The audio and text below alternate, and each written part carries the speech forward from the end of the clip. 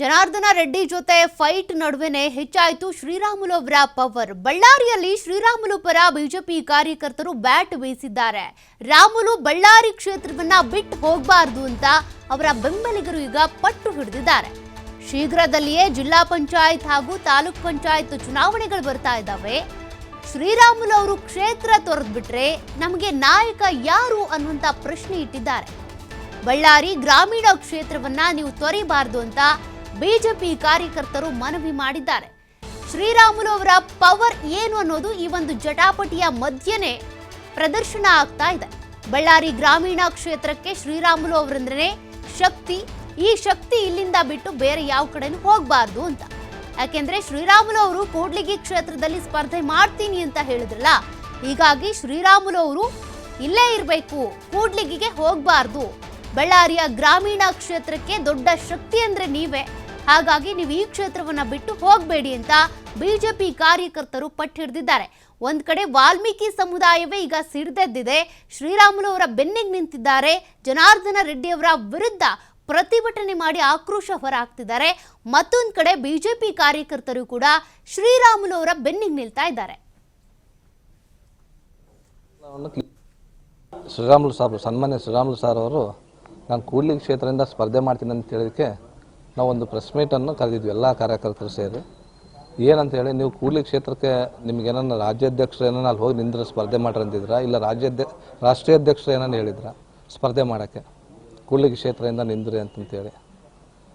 ಅದನ್ನು ನಮಗೆ ಗೊಂದಲವನ್ನು ಕ್ಲಿಯರ್ ಮಾಡಬೇಕು. ಒಂದು ಎರಡನೇ ಬಾರಿ ನೀವು ಇಲ್ಲಿಂದ ಹೋಗ್ತಾ ಇರೋದು. ಮೊದಲನೇ ಬಾರಿ ನೀವು ಮೊಳಕಾಮೂರಿಂದ ಸ್ಪರ್ಧೆ ಮಾಡಿದ್ರಿ, ಅವಾಗ ನಮ್ಮನ್ನ ಬಿಟ್ಟು ಹೋದ್ರಿ.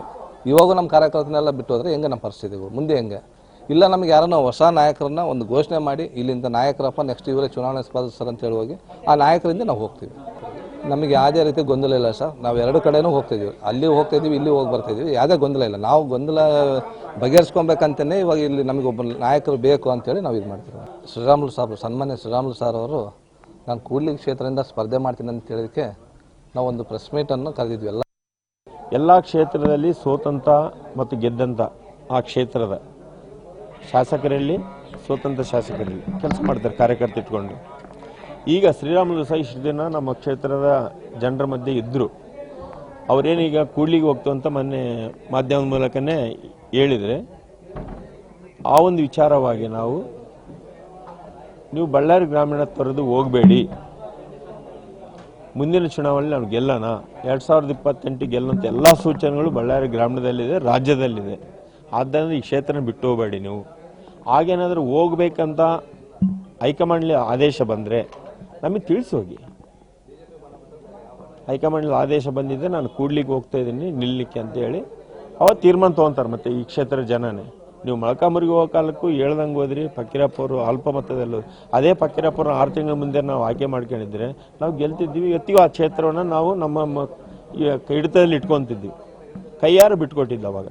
ಫಕೀರಪ್ಪ ಅಂತ ಒಳ್ಳೆ ನಾಯಕ, ಆದರೂ ನಾವು ಅಲ್ಪ ಮತದಲ್ಲಿ ಸೋತೀವಿ. ಕಾರ್ಯಕರ್ತರ ಮೇಲೆ ಯಾವುದೇ ರೀತಿಯ ಗೊಂದಲ, ವಿಶ್ವಾಸ ಇದೆ. ನಮ್ಮ ಇಬ್ಬರು ನಾಯಕರು ಇವತ್ತಲ್ಲಿ ನಾಳೆ ಒಂದಾಗ್ತಾರೆ ಅನ್ನೋ ವಿಶ್ವಾಸ ನಮಗಿದೆ. ಹಂಗಾಗಿ ಭಗವಂತನು ಸಹ ಅವರಿಬ್ಬರನ್ನ ಒಂದು ಮಾಡಿ ಮತ್ತೆ ಹಳೆ ದಿನಗಳನ್ನು, ಬಳ್ಳಾರಿ ಗತ ವೈಭವವನ್ನು ಅವರಿಬ್ಬರು ಮಾಡಬೇಕನ್ನೋದು ನಮ್ಮ ಉದ್ದೇಶ. ಎಲ್ಲ ಕ್ಷೇತ್ರದಲ್ಲಿ ಸೋತಂತ ಮತ್ತು ಗೆದ್ದಂತ ಆ ಮತ್ತಷ್ಟು ಡೀಟೇಲ್ಸ್ ಕೊಡ್ತಾರೆ ಪ್ರತಿನಿಧಿ ಸಿದ್ದು. ಈಗಾಗಲೇ ಜನಾರ್ದನ ರೆಡ್ಡಿ ಹಾಗೂ ಶ್ರೀರಾಮುಲು ಬಳ್ಳಾರಿಯ ಜೋಡೆತ್ತು ಆಗಿದ್ರು, ಬಟ್ ಈಗ ಬೇರ್ಪಟ್ಟಿದ್ದಾರೆ. ಇದರಿಂದಾಗಿ ಶ್ರೀರಾಮುಲು ಅವರ ಶಕ್ತಿ ಪ್ರದರ್ಶನ ಹೆಚ್ಚಾಗ್ತಾ ಇದೆ. ಬಿಜೆಪಿ ಕಾರ್ಯಕರ್ತರು ಹಾಗೂ ವಾಲ್ಮೀಕಿ ಸಮುದಾಯದವರು ಕೂಡ ಅವ್ರ ಬೆನ್ನಿಗೆ ನಿಲ್ತಾ ಇದ್ದಾರೆ. ಹೀಗಾಗಿ ಶ್ರೀರಾಮುಲು ಅವರ ಮುಂದಿನ ನಡೆ ಏನಾಗಿರುತ್ತೆ? ಖಂಡಿತವಾಗ್ಲೂ ಸೌಖ್ಯ. ದಿನದಿಂದ ದಿನಕ್ಕೆ ಬಳ್ಳಾರಿಯ ಇದು ದಿನದಿಂದ ದಿನಕ್ಕೆ ಕೂಡ ಒಂದು ರಾಜಕೀಯ ಏನೈತೆ ತಿರುವನ್ನ ಪಡೆದುಕೊಳ್ತಾ ಇದೆ ಅಂತ ಹೇಳ್ಬೋದು. ಮೊನ್ನೆ ಆಸ್ತಿ ವಿಚಾರವಾಗಿ ಅಲ್ಲಿ ಸುದ್ದಿಗೋಷ್ಠಿಗಳು ಕೂಡ ನಡೀತು. ಒಂದು ಕಡೆ ಶ್ರೀರಾಮುಲು ಅವರ ಪರವಾಗಿ ಅನೇಕ ಸಮುದಾಯದ ಮುಖಂಡರು ಕೂಡ ಸೇರಿಕೊಂಡು ಸುದ್ದಿಗೋಷ್ಠಿಯನ್ನ ಮಾಡಿದ್ರು.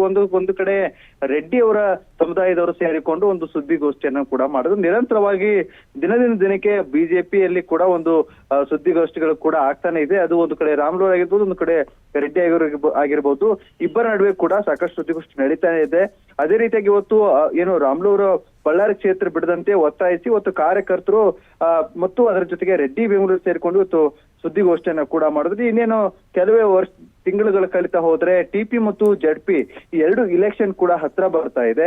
ಈ ಇಂತಹ ಸಂದರ್ಭದಲ್ಲಿ ರಾಮುಲು ಮತ್ತು ರೆಡ್ಡಿ ಅವರು ಇಬ್ಬರ ಏನಿದೆ ನಮ್ಗೆ ಸಹ ಸಾಕಷ್ಟು ಗಾಯ ಉಂಟಾಗಿದೆ, ನೋವು ಉಂಟಾಗಿದೆ ಅಂತ ಹೇಳ್ಬಿಟ್ಟು ಕಾರ್ಯಕರ್ತರು ಕೂಡ ಮಾತನಾಡ್ತಾ ಇದ್ರು.